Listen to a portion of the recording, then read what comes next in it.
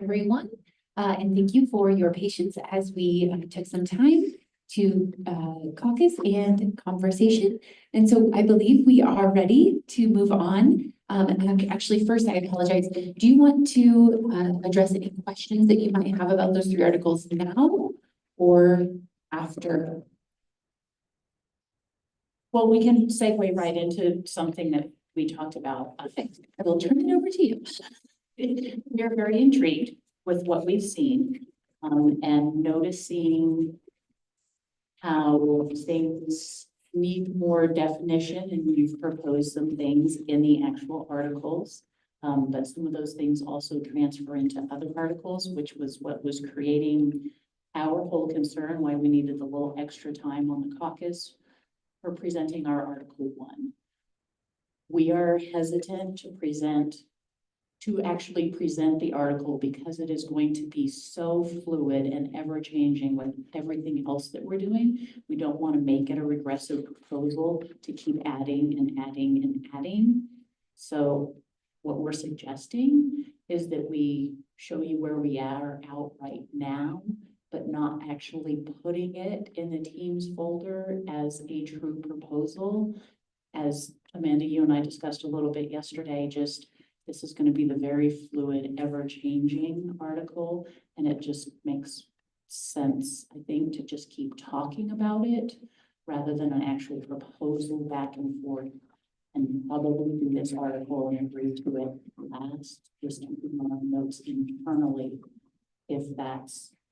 Absolutely. I think we are on board with that and completely agree. We don't want to get too far ahead of ourselves with Article 1 and then realize we forgot 4 different definitions that came up throughout the season. And so we are absolutely amenable to that. And that was a lot of what we need the extra time. And like, we can't throw everything in there that we think is necessary because we don't know.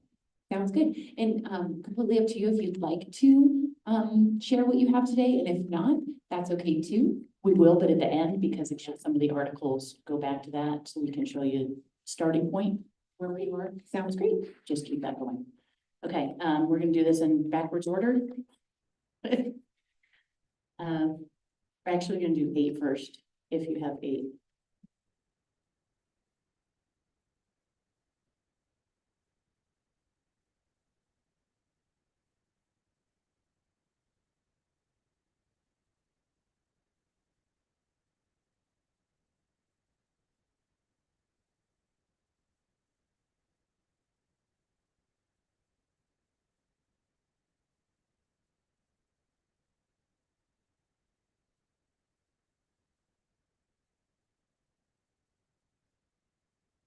Eight is leaves.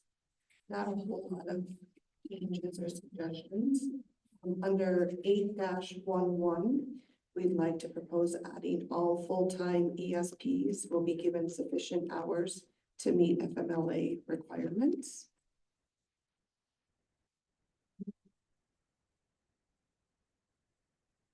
Yeah, some of the numbering that went funky. 7 will be 8-8, 8-8 will be 8-9, 8-9 will become 8-10.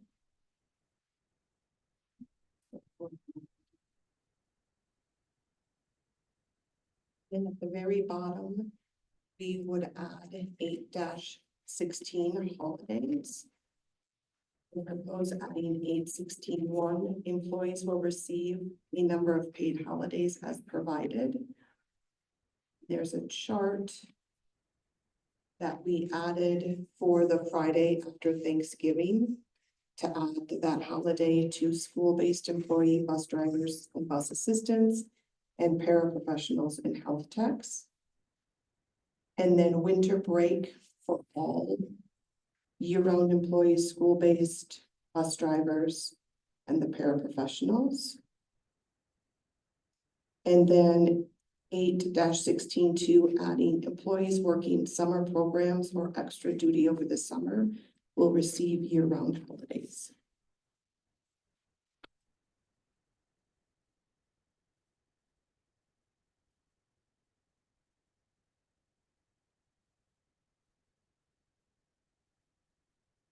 For instance, as a paraprofessional, if I work summer school, I don't get paid for Juneteenth even though I'm working.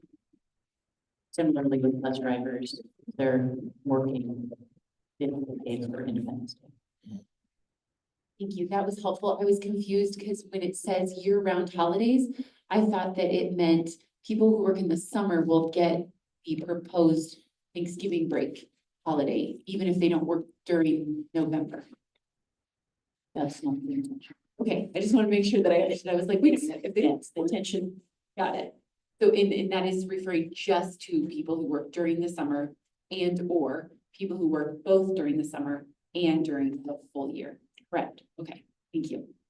And just to clarify on the FMLA, for instance, paraeducators are missing the state requirement by 4 hours. That's why we're saying all full-time ESPs, they don't qualify. Because they didn't work 1,250 hours the year prior. Correct, they can't, is what you're saying, they can't work 1,250 hours based on their current number of work days and work hours. They miss it by 4 hours. Got it. Thank you. When you say full-time, do you mean 40 hours, just to make sure I understand?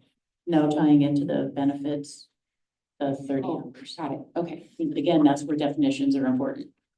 very helpful. Could you scroll up just a little bit, Vicki, here, for school-based bus drivers, I just couldn't remember, how the table is set up.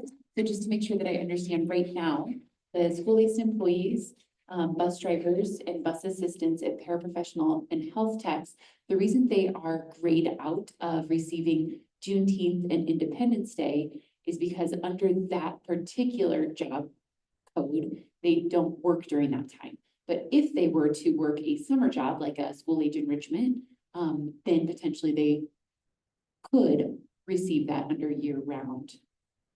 Great, okay. Thank you.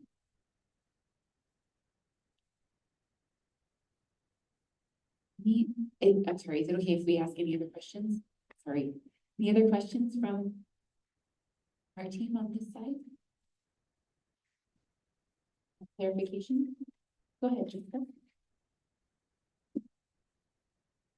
In the grid, it says paraprofessionals and health aides, I believe, but you mean paraeducators in there as well? Our educators are considered school-based employees. Okay.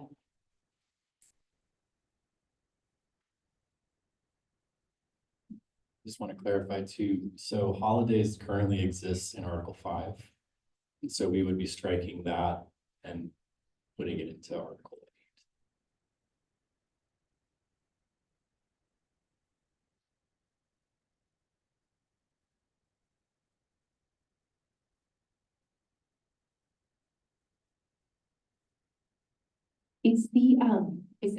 Only because I can't remember, is the grid currently in an appendix or does it live in 5? It's in the appendix. Okay, and is your intent to include it into 8 or to put it in the appendix or both? Cut it from the appendix, put it in 8. Got it, thank you.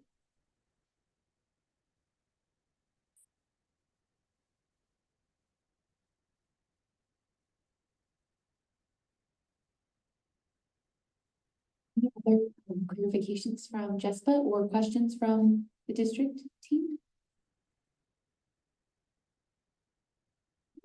Thank you. That has one more.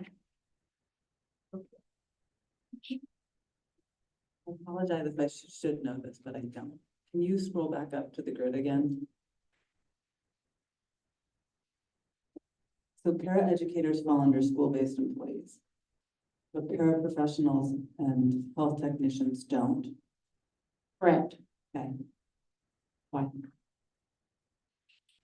So historically, paraprofessionals had their own contract and it got shoved into this contract. I don't even know how many years ago. So there's a bunch of stuff in the current contract that says excludes paraprofessionals and health techs because that language then got put into this.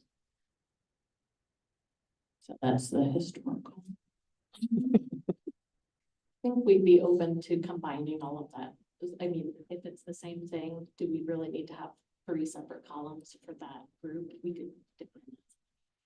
Are there paraprofessionals and health techs that are not school-based? Just kind of curious, to your knowledge? Well, there are paraprofessionals who work at the central office, so that's not school-based. And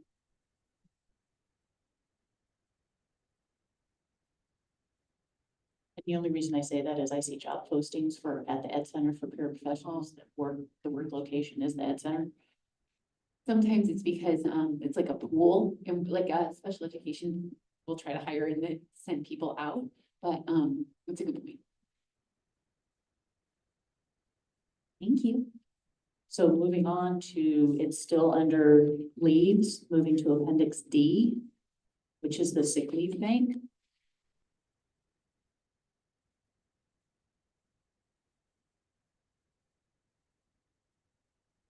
And I'll just give the background on this before we see the language.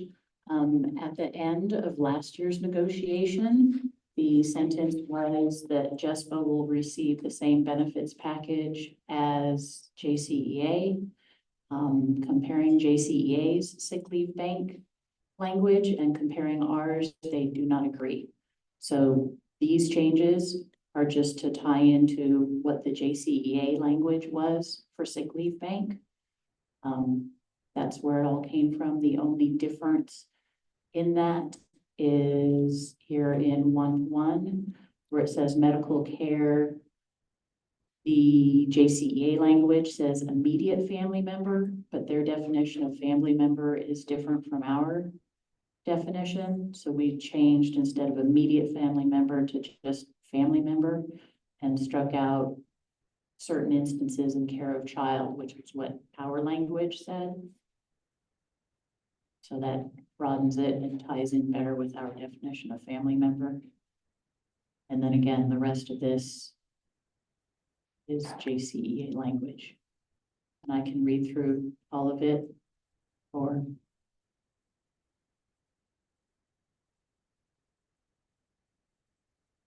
Forgive me for forgetting, but in JCEA, does it say 12,000 hours? in JCEA, it does say 12,000. For some reason yesterday in my brain, it was 30,000. I don't know why. It's okay. That's what the balance actually is right now.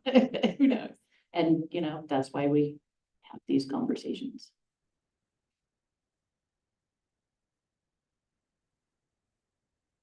And so then the other big point would be, we don't need to opt in annually. It's recurring unless you opt out, and that's in 1.4. And so obviously it wouldn't be starting spring 2025, even though that's the language in JCEA. We're leaving that open for you to address. That's it. I mean,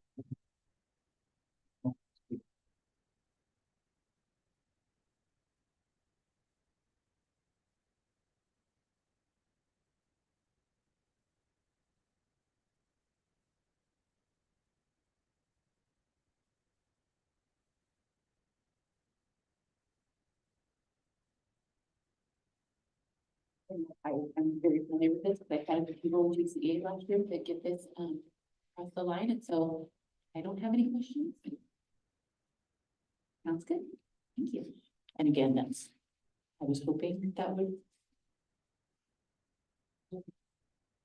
So then if we remove Appendix A, which is just the holiday table, then this will be no longer Appendix D, it will change and so on, but since we don't know if that's a holiday, It's C. C, my mistake.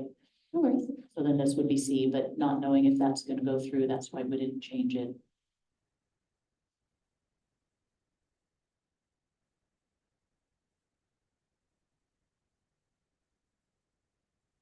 In regressive numbering onto Article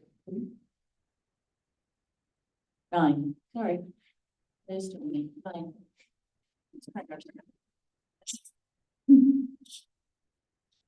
So moving all of 9.1 to professional learning, Article 14, because that is talking all about training and not necessarily about evaluations. We can get along there.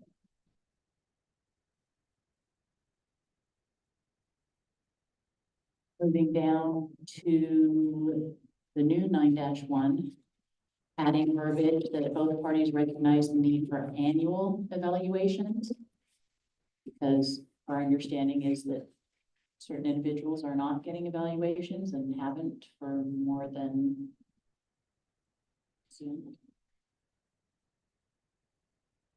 aren't getting evaluations and haven't for a handful of years, so just wanted to, I know the top of the article says annual evaluations, but just wanted to reiterate that.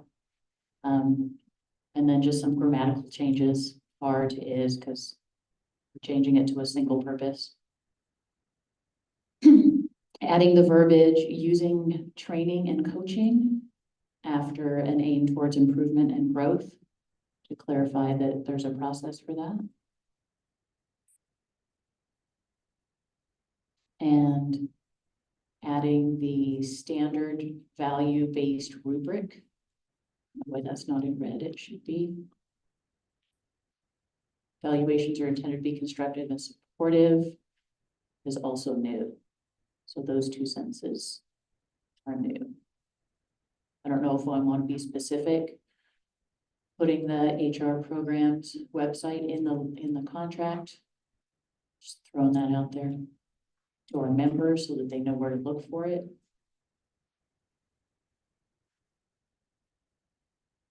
Moving down to the new 9-2, it's just highlighted. We need to go round and round on definitions on immediate supervisor versus administrator immediately associated with employee. We need to clarify those definitions in definitions, but just wanted to bring attention to that. And striking through school-based employees, because all it says here is evaluations for school-based will be delivered, adding the word and discussed by May 1st. We just want all employees done by May 1st. We think that's, yeah. Cool. Adding new verbiage into 9.3, that performance evaluations are not disciplinary action, that disciplinary action is a separate article. And tying back into the definition of the purpose for an evaluation. And then going down and grammatical changing on 9.4. Changing the title on the next section, it used to say evaluation appeals. That doesn't make sense because the whole article is evaluation, so just appeals. And just saying it's grievable and striking everything else.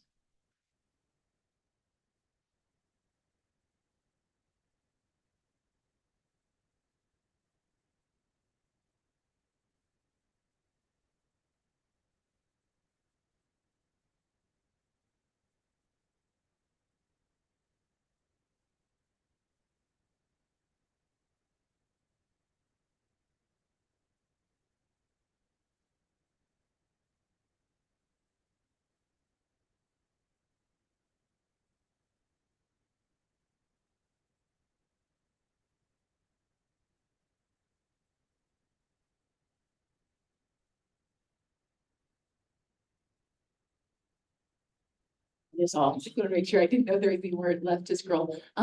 Any questions?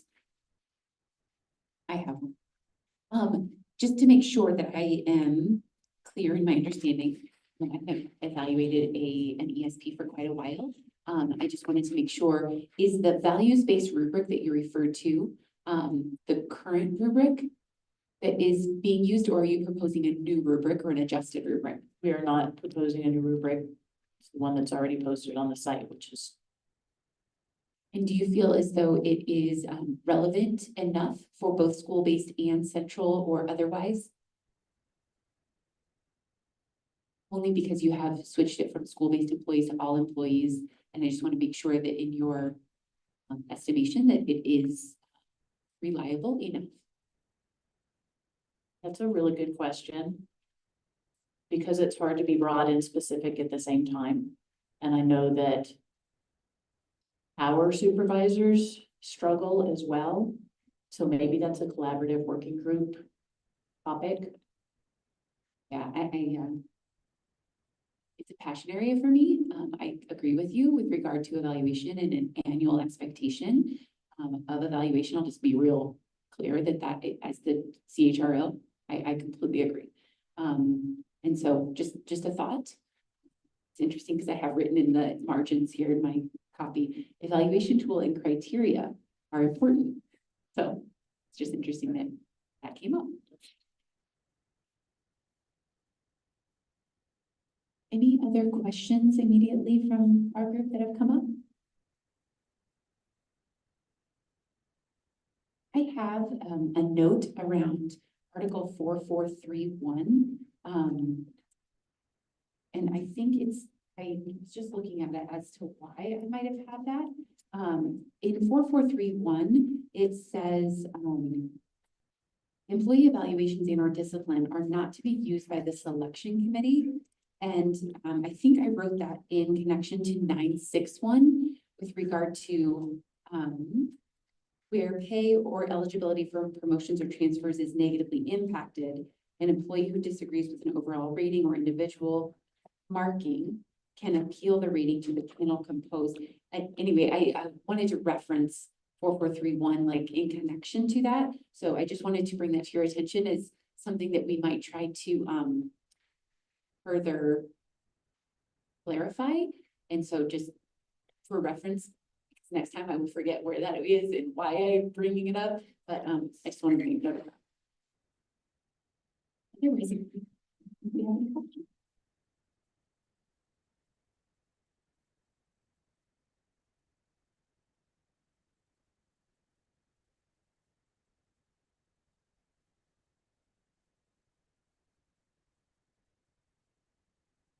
Okay, so moving on to Article 2. Yes. Okay, this is a big one. And so I'm going to try to walk through it the best way that we have thought to do it. We have struck some things, added some things, but we're also proposing a new article out of kind of existing language and some new language. So I'm going to walk through Article 2, the existing current language and what we're doing, and then I will then go kind of walk through the new article we're proposing that is kind of coming out of this. So if you have any questions, please ask. I'm trying to figure out how to, can we make it bigger? Yeah, you just ask us if you need us. Always. Okay, so starting, Article 2 is currently organizational rights. And in the beginning of that article, or 211, we are striking the first sentence, and that will be, we are going to move that into a new article. And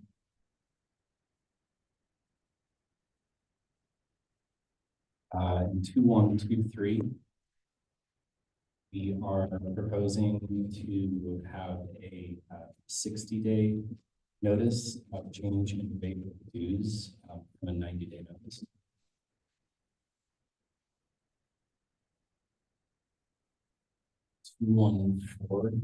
This is just changing punctuation or capitalization of the whole thing. And then we're proposing 215, and we're a second release position for JESPA. So we basically just took language from 214 JESPA president, created a designated JESPA officer release position. All the language is exactly the same.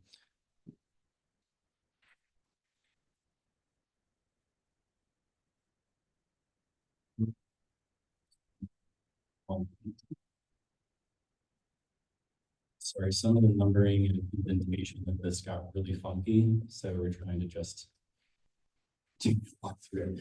So 218 is meet and confer currently.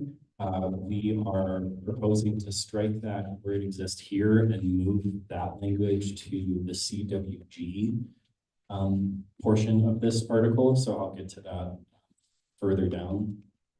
And then we have I believe it's 2173 or 2172, 2171. We have language here that says the district agrees to negotiate with the association any proposed changes in education support staffing ratios. And so we wanted to call out that we are also going to be proposing a staffing article during this process. And so this language right here, we want to move it into a new staffing article. So it will no longer exist here, but we just want to call it out. We're not striking it, we're going to be moving it.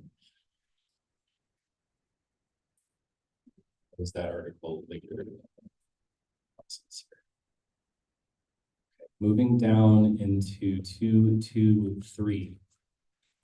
We are proposing to strike this entire article section, pilot programs, and also strike through the innovation waivers language. It's our understanding that I believe it's Free Horizon did not get a renewal for the charter, or did not. Vicki, can you jump in here? This one confuses me because I've never had to deal with innovation schools or waivers. Well, the Free Horizon is up. There a recharter, whatever the word is going back to charter school status. And that would be the only innovation school making this it's like 3 pages of language. Not necessary. So. Thank you. So striking that entire section.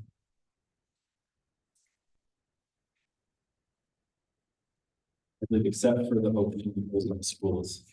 I think that lives in that section, so we would keep that.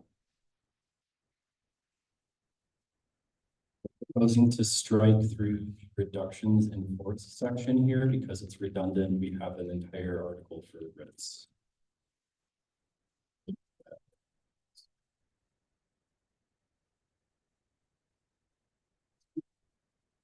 So section here for outsourcing. We are proposing to move this language into the new article I will be going through in a moment. So we're striking it here, but there will be language in the new article that we'll go through. So now we're on to the collaborative working group. So this language is all the same except for a new addition at the bottom. So the CWG shall be tasked with monitoring compliance with the provisions of Article X, which is the new article, reviewing any proposed changes to bargaining unit work and addressing potential violations or disputes. The committee shall conduct regular biannual reviews at least twice a year of work assignments, outsourcing and insourcing plans. Ensure they comply with the terms of this article. Any findings of non-compliance shall be documented and addressed. An issue arises that cannot be resolved at the CWG, the JESPA may file a formal grievance.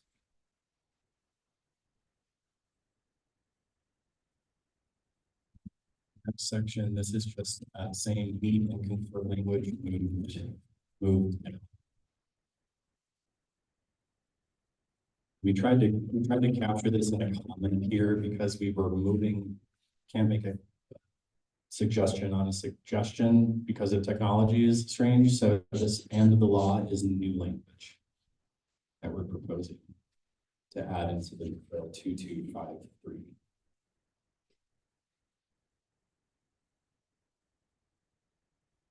Okay. So here's where it gets a little funky. We got to talk about some definitions that are relevant to the new article that we were proposing. And so the new article is essentially bargaining, recognition, bargaining unit, and outsourcing. But we're titling that article. And so we want to propose updates to certain definitions. First one being the definition of employee.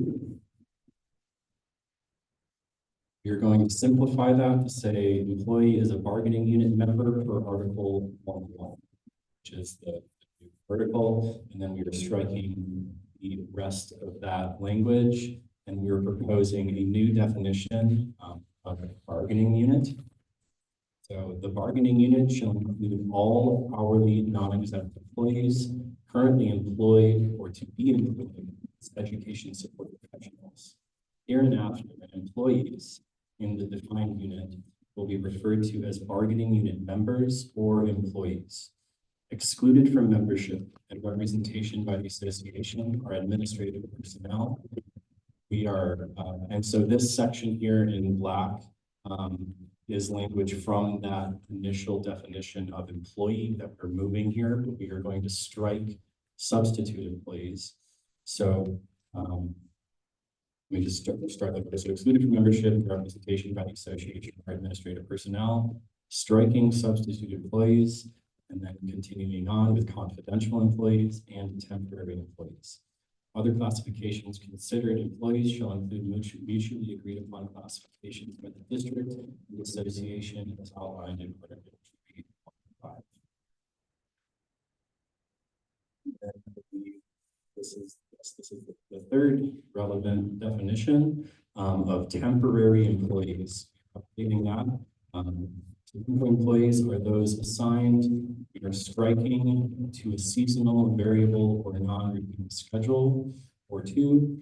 And then, so are those assigned a short-term time-bound job not to exceed 60 working days.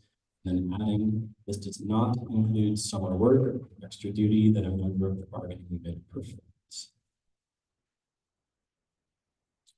Okay, so now we're going to go back up to the top and walk through this new article.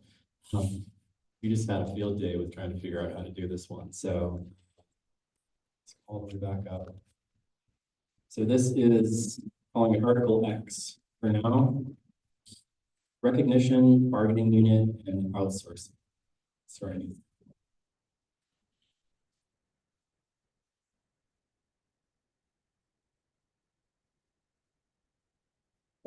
Well, X1, recognition. This is that first sentence from the initial original or the current Article 2 language. The board recognizes the JESPA as the sole and exclusive bargaining agent for the education support professionals employed by the district, as identified in Article 1.7. The district agrees that employees' rights are covered under this contract.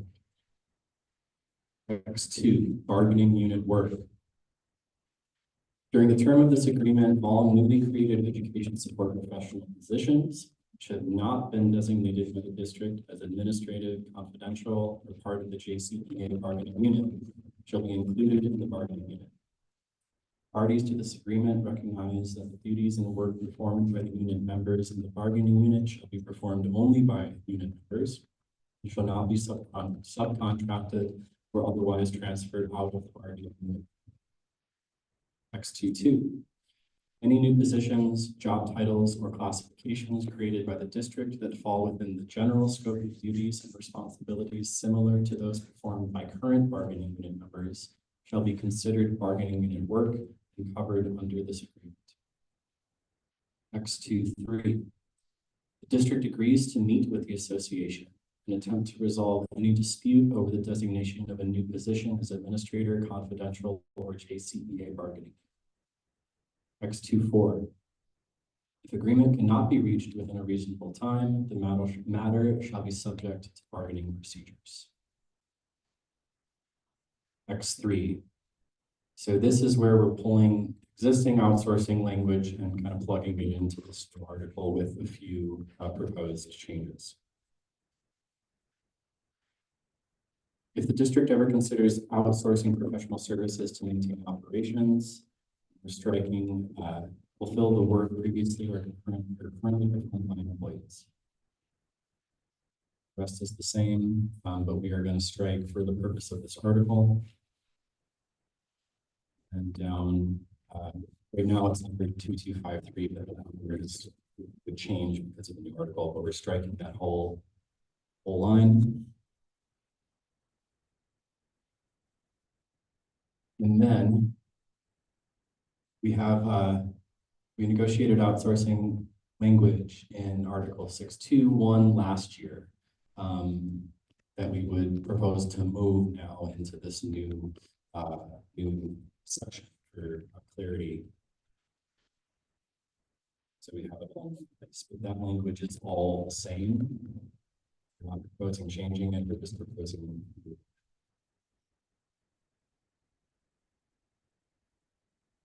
Down to X32.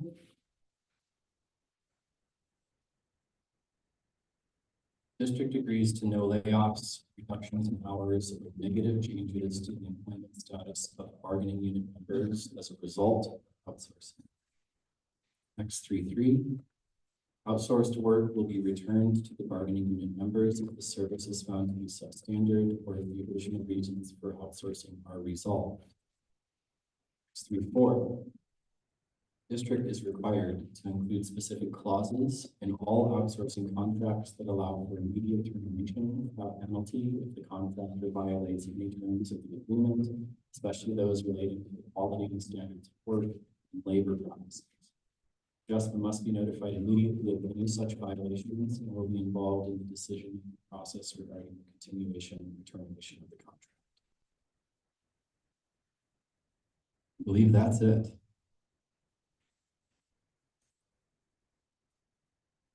Happy to field questions about going. I have one quick question while you're on this section. In that X34 that you just reviewed, Senator, it says, let's see. The district is required to include specific clauses in all outsourcing contracts that allow for immediate termination without penalty if the contractor violates any terms of the agreement, meaning the agreement within that outsourcing contract or this agreement. It's worst contract. Okay, I just wanted to make sure. I just also wanted to make sure that contractors, should they be hired as an outsourced individual, would not be covered under the JESPA contract because they're technically not employees of the district, right? Okay, I just wanted to make sure that that was. Also, in the, I know that this has been kind of like a matter of how do we fix this? Inside of the JESPA bargaining unit, there are some employees who are supervisors of other employees within the unit.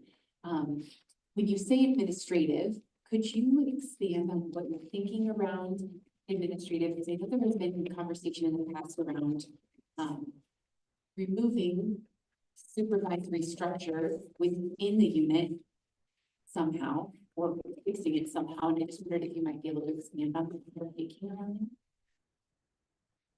it. It was right after definitions, I think. You had, it actually might be in two places. It said administrative, confidential, or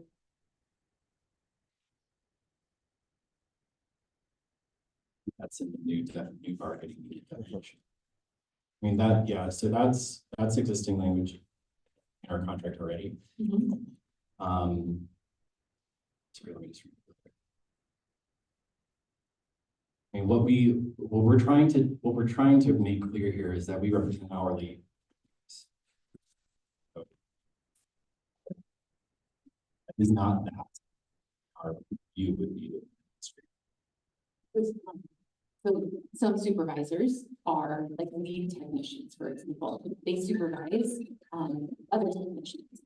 You would not refer to them as administrative because they too are hourly. Is that accurate? Thank you. I know I should know this, but can you help me understand confidential employee? I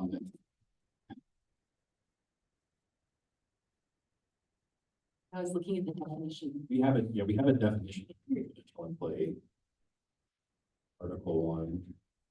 I think we believe we need to clarify that together because it's been inconsistent in the past. The ones that I know that were classified as confidentials in the past have been like assistants to executive directors, I believe, but it's not always, some are in our bargaining unit and some get pulled out and there's not really clear reasons why. So it's not applied consistently anyway. It's not clear. Gotcha. I have actually not heard the term before. I mean, outside of the contract.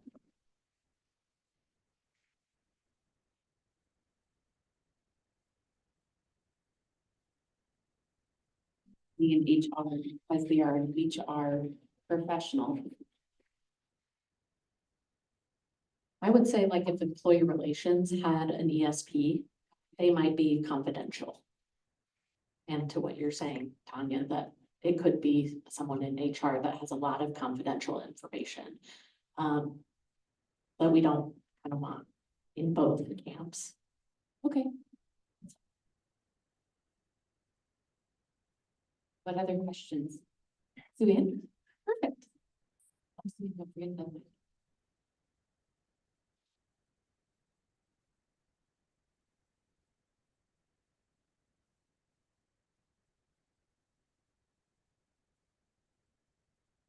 That term actually, the more I think about it, it confuses me too, because I think all employees have confidential information, whether it's about like kiddos, families, they might know things, you know, we have certain things as employees that we have to keep confidential, whether you're in employee relations or whether you know something about a child or a family that you have to keep confidential. We all have that. So that term does kind of confuse me a little bit too. I'm just gonna read through. So we have a definition of confidential employees in Article 1 already. So it refers to someone who assists and acts in a confidential capacity to manage personnel and has regular access to confidential information about future bargaining strategy or changes that the employer anticipates may result from collective bargaining. Completely clear that up, but it kind of puts us. Yeah, it's kind of a common term in like labor agreements to indicate more of. Trying to think how to say this, like the union and management relationships. So trying to find another definition from the contract. It's pretty common. I mean, there are people in our bargaining unit now that aren't in bargaining units in other districts, so there's some conversation about should there be people that are listed as confidentials that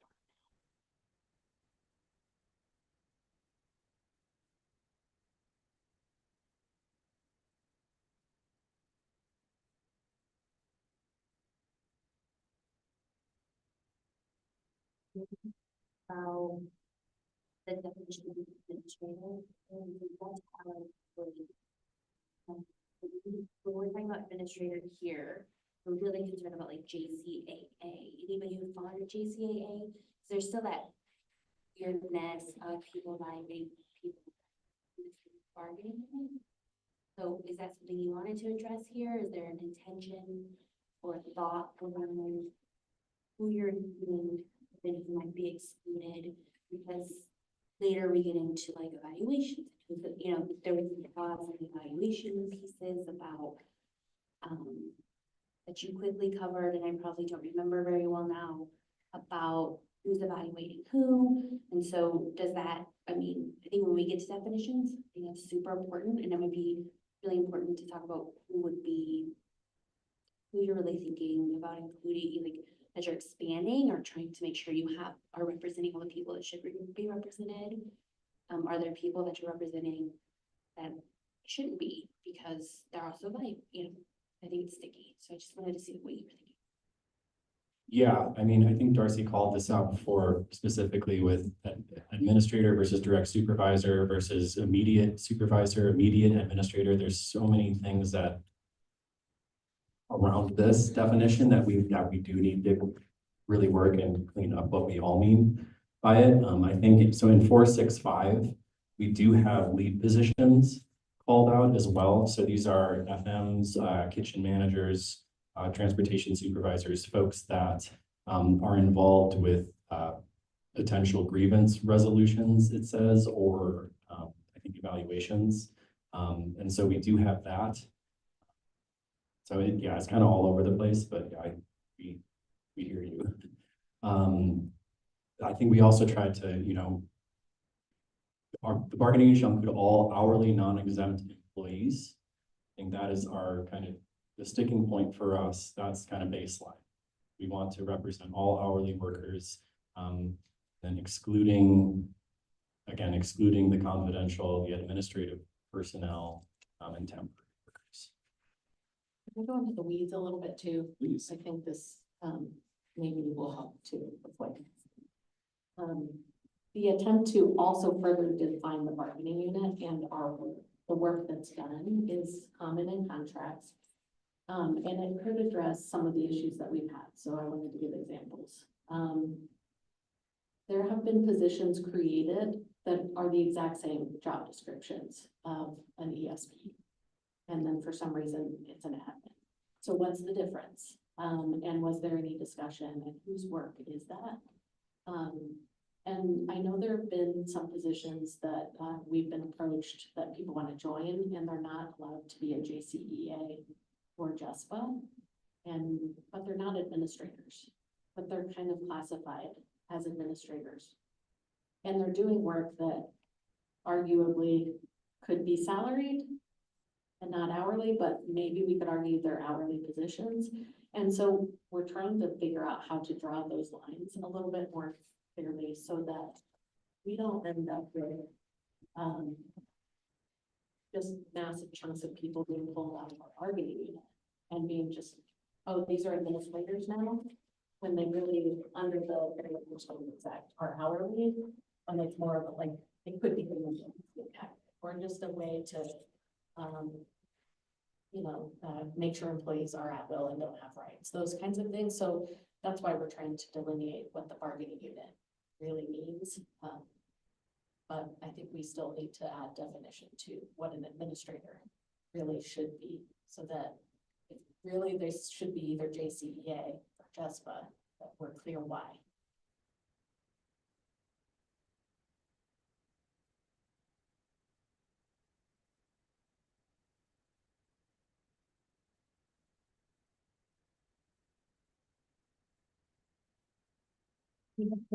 This time, this one is, it's a lot, and we're gonna need to digest this one quite a bit, but, yeah, I mean, I appreciate the reorganization and the proposal for sure. Can I just add like a kudos in a way? The outsourcing language that we got at the end of last bargaining, it's here from 621. That was a heavy lift and we got to agreement on it and it's great. It just conflicts with a lot of what we had in Article 2. And so we just want to align it, but we all agreed that contracting out is to fill and maintain operations. And the intent is to still post and fill our positions and to keep the jobs within our bargaining unit and move away from outsourcing as soon as we can once positions are filled. That's all really great. And what we're trying to do here is align all of that with the language. Just make sure it's clear. Thank you.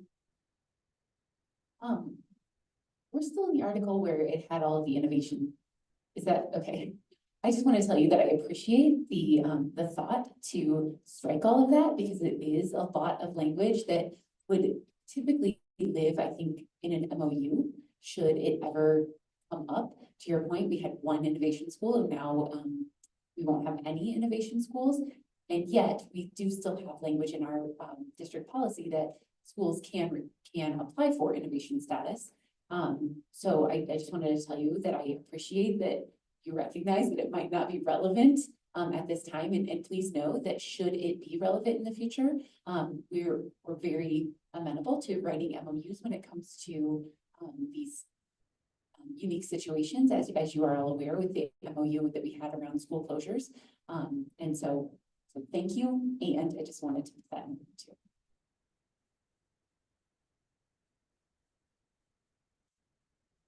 Do you guys have one more or?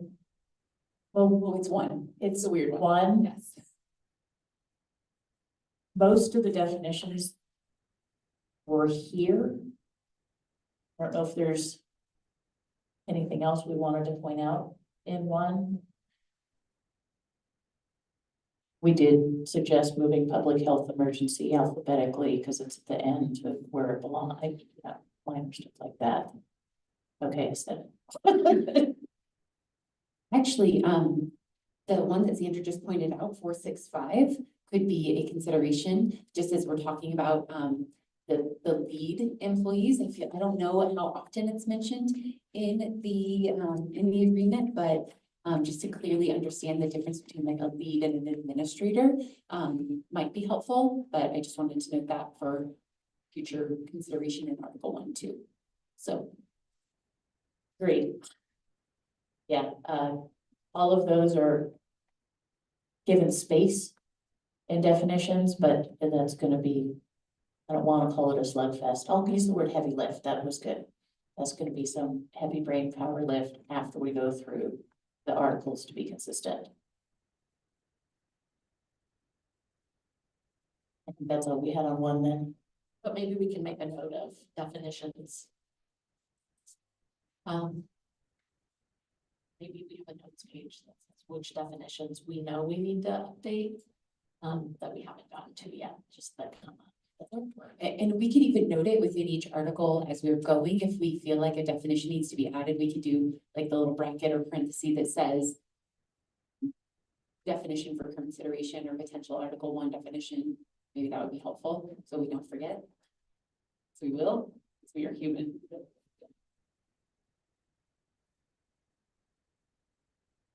All right, so we have on our agenda, we have an additional caucus time. Do you feel as though, would you like more time to consider questions that you might have for 10, 12, and 13 as we presented this morning? I think that our team can go either way. We can have a conversation around any additional questions we might have. Try to ask questions as quickly as they were coming into my brain without cutting you off. Because at one point I was like, wait a minute. But then I was like, no, wait, wait for the questions. What is your team thinking around the need for additional caucus time this morning?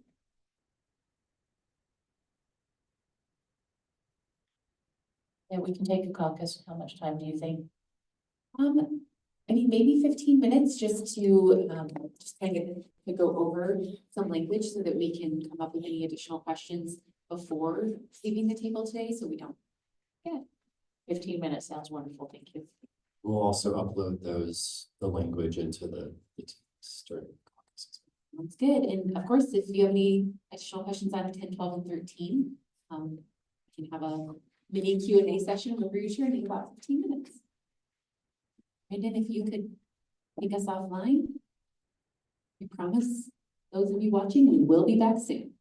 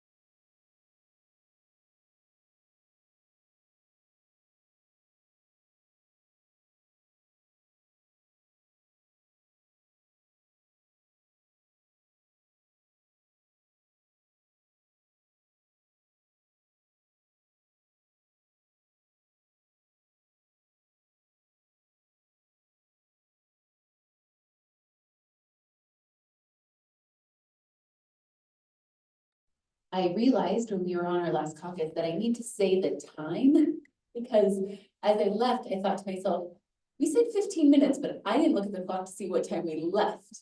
So we sat down and went, how long have we been here? Then I set a timer and then I ignored the timer. So apologies if we were gone a little longer than 15 minutes. We had time to have a conversation. We don't have any major questions. I think much of what we wondered about were things that we discussed. For example, confidential employee conversation and how we might add some clarification to that. The administrative versus hourly employee, even though some hourly employees act in an administrative way, and how we might add clarification to that. But otherwise, I think that other questions and conversations might come up in a subsequent red line when we propose something different or counter that might spur some more conversation and discussion. Did your side have any questions that you'd like to address? Most of the things you did such a great job explaining that we understand where you're coming from, and I think just countering is the best bet. Something did bubble up that we did not talk about, and I apologize, that needs to go way back. When we were talking about leaves, and we talked about Appendix D in the sick leave bank, that again, at the end of bargaining last year, we JESPA agreed that we were just gonna get the same thing JCEA did, and that was the solution. So that was the sick leave bank. Something that did not happen for JESPA was, I understand that JCEA got 0.6 FTE are eligible for medical benefits for JCEA, but JESPA did not get that. So when you had talked about what is full-time, and I said 30 hours, because that's how it currently is, but JCEA has, whatever that is, 24 hours. We'd like that too. Thank you. That's really helpful context. I remember that, and then it happens all the time. I remember it, then I forget it and think, what was that one thing that was left on the table? And that was it. So that's not written anywhere, because that's Right. Is it in the, is it in Article 7? Benefits, the benefits article? I kind of assumed it was up there. because it's benefits, and we talked about leaves, but that was sick, and that's just what made my brain work. Okay. So if I'm saying it, I'm capturing it, but not capturing it. Throwing it out there. Thank you. That's really helpful to know. Any other questions that came up about either the articles that we presented or other conversations that we've? Just for clarification for today's agenda, I did add Appendix D. Is it D? Sick leave? Or B? D, right? Did I add that? C is holidays. Perfect. I added that to the language proposals just so that we would have record of it, that you proposed it today. So if there are no questions or answers to the Q&A section, I think we can move on to the facilitation conversation that you thought that you might want to bring up.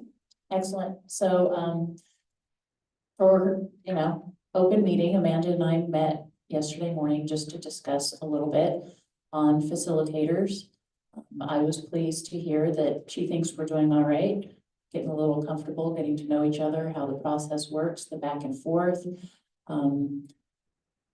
I believe we agreed that at this time, we're not in a need for a facilitator, but are open to, once we get into later sessions, if we get stuck, to be able to bring one in. I believe that's what we agreed to, is that. Yeah, that was definitely part of our conversation, and I'm not opposed to moving forward with that.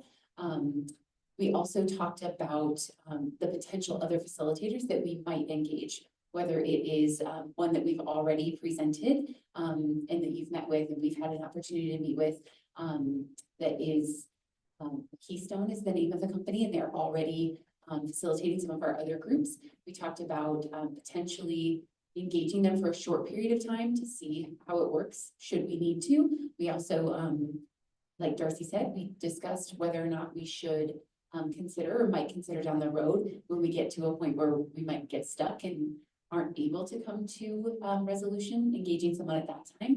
We also discussed FMCS, which is the Federal Mediation Consultant Services. Conciliation, thank you. Because why not use the word conciliation? Because that makes sense. Weird. We could also request a facilitator from that group. And so I agree. I think we're doing okay.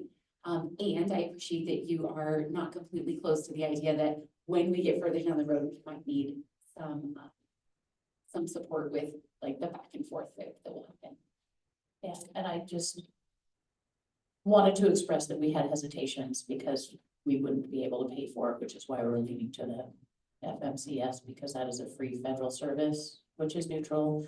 I know Keystone has told us repeatedly that they're committed to the process, not to an individual. But if they're being paid by the district, it gives the appearance that it's not neutral. And with kids, we're always taught that their perception is their reality. And so we just wanted to, we're not saying that that's happening, but it's just a possibility. And then if we were to hire a facilitator, then of course that whole agreement needs to be negotiated, which is something else that we need to negotiate. It's completely understandable. So, so I'll move forward with that thinking at this point. I think we're doing okay with this back and forth right now. And should we need to engage someone, that option will be available. I do intend to reach out to FMCS just to get their availability. I haven't had an opportunity to do that yet. I said to Jen, how do we do this again? Because we did not engage the last time we had a facilitator from FMCS. That wasn't something that we initiated. It's we just have to figure out with our team who does that. But yeah, I think we're in a good spot. I'm happy that we're in a good spot. Okay, scheduling conflict January 21st. Are we ready to move on to that agenda item? I am not sure how this got missed, and I apologize. In the list on our negotiation procedures document that we reviewed and agreed to, there was one date that I missed that got changed. The times got changed when we received the document. And luckily, Janelle Hawthorne, our building manager, was paying attention. She said, I feel like I noticed a date that got adjusted, and the boardroom's not available. So January 21st, initially we had scheduled 8 to noon, but somehow in that list, it got changed to 9:30 to 1. Boardroom is not available until 1. It has to be, we have to be out by noon. And so I'm just wondering, would your team be amenable to either shifting that date and time to 8 to noon? Or would you be amenable to starting at 9:30 and ending at noon?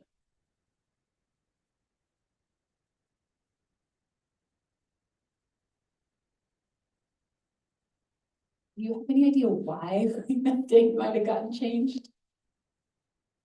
Because I thought it was 8 and got changed to 9:30. So it would be moving it back.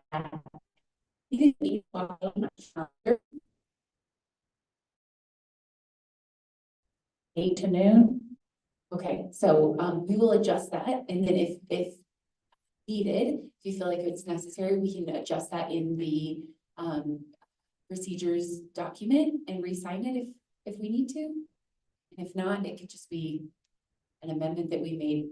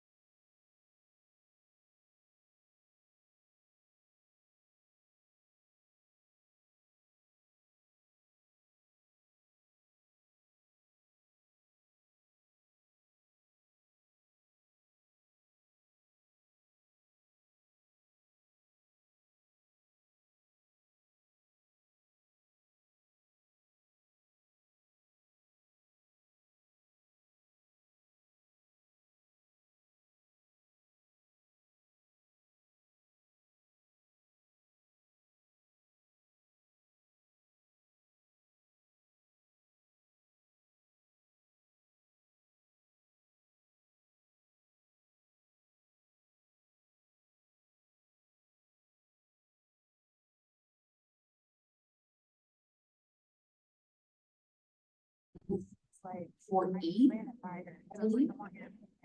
Yes, we are in 4E and we're scheduled from noon to 4. We will be working with Drew to figure out the best way in which to stream that session. I don't know how to yet, but we will figure it out. And if all else fails, we always have the option of logging onto a Teams and recording our conversation for people to view it afterwards. But our goal will be to stream it so we can watch it. So, on the 14th, after welcome and introductions, because that's an easy agenda item. What is your team thinking around either new proposals or returning proposals? I'm wondering if we should just do more articles, like, again, you and I briefly discussed yesterday, it's much more easy, boy, that's good grammar.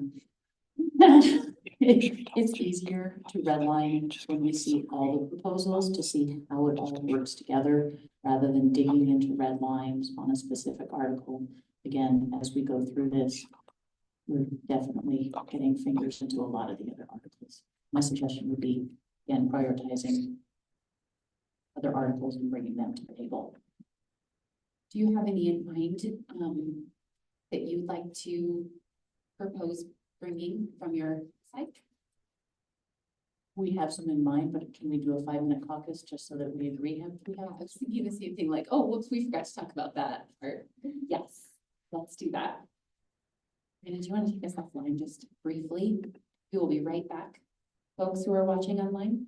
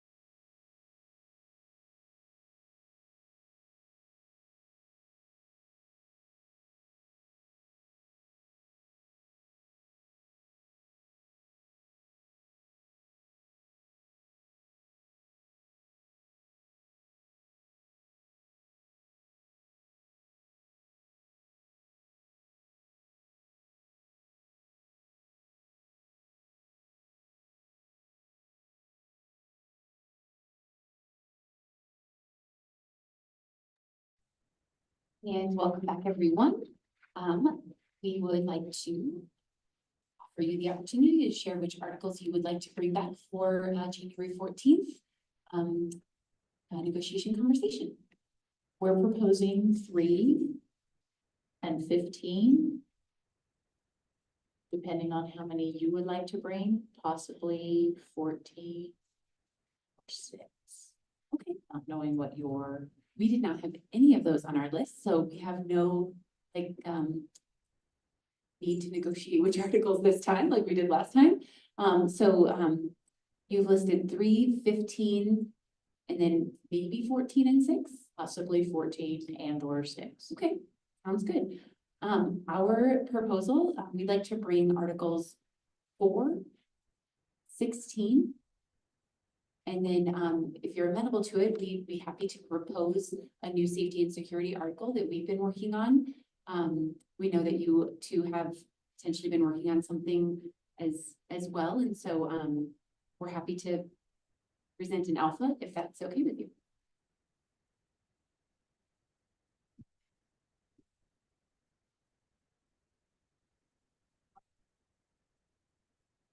We have committees working on some of the bigger issues. Safety is definitely one of them. And I'm just wondering if you would, I think the next one's a daytime session. So we were trying to figure out how to prioritize some of those that have more committee involvement that aren't the people here at night. So we wouldn't have to release a ton of people to hear a proposal. So that's kind of what I'm thinking through.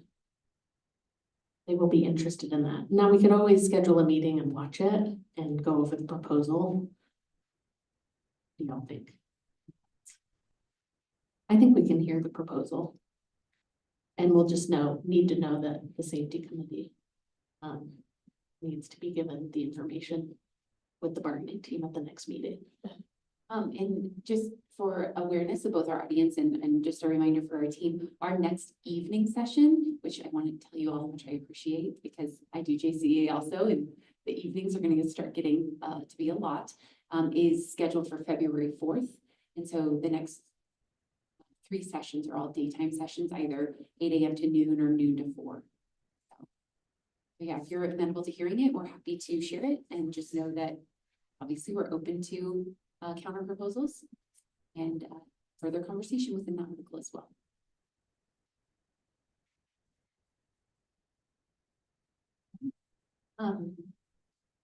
So this time Jen did intentionally put district language proposals and then caucus time, and then JESPA language proposals and then caucus time. Please know that we're happy to flip it if you'd prefer to go first at any time, even if we adjust that the morning of.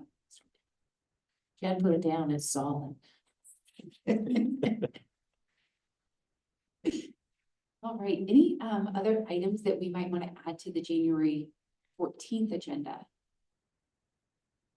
Besides our exchange of language.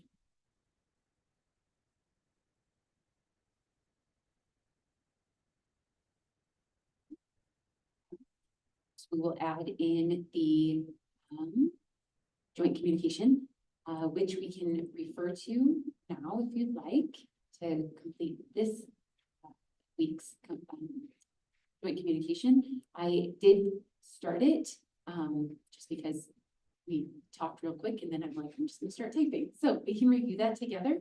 It is linked in our shared drive, and I'm happy to, oh, Jen is already in, okay. Share it on the screen so everyone can. That's in the team.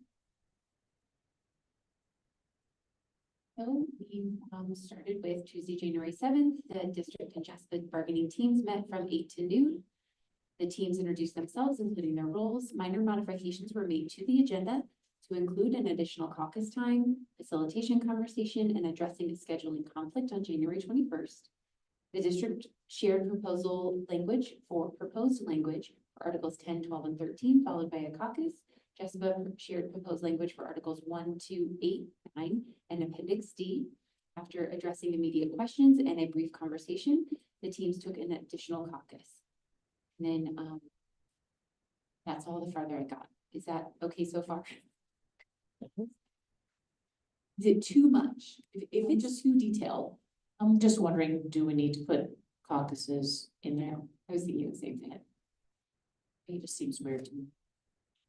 I'm just wondering for Article 1, if I don't think we necessarily proposed that language. We just kind of had a conversation around how we are gonna go about doing Article 1, so just maybe removing it from there.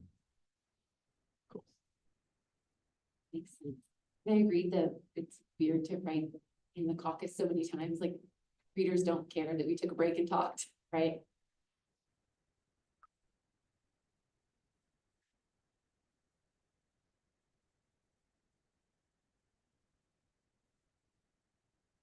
We're investigating immediate questions that teams engaged. I don't even know if that whole sentence needs to be there. Right? With same thing up above. Modifications to the agenda. The agenda's posted, right? Or is it? It's not. Okay. Right then. Yeah, I was putting that there for transparency purposes so that if people watch the week before, they'd be like, well, they set the agenda, why did they change it? And that makes sense. But yeah, we don't have it posted. It's a good point. But no whether, but we could. We do. That would be helpful. For the People will discussion. know. Yeah. Jen, can you figure that out? Okay, great. Think about it, come back.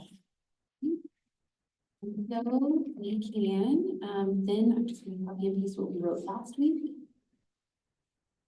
And just the articles that we just said. So after caucus and conversation, the teams return to the table to identify articles they intend to bring to the January 14th bargaining session. And thank you. Very good. And I'm staring right at it, so. Ready. 3, 15, possibly 6 and 14.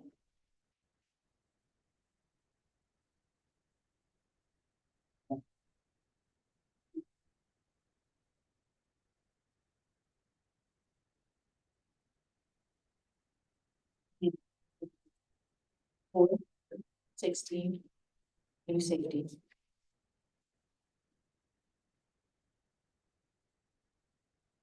So we have the agenda, and then again, for those who are observing outside of our room, we want to remind everyone that the January 14th is scheduled for 8 a.m. to noon as well. It is 12 p.m. to 4 p.m. Apologies. And it is in room 4E at the Ed Center. So again, 12 p.m. to 4 p.m. at 4E of the Ed Center. And then also January 21st. Back 8 to 12. Exactly. That is your too.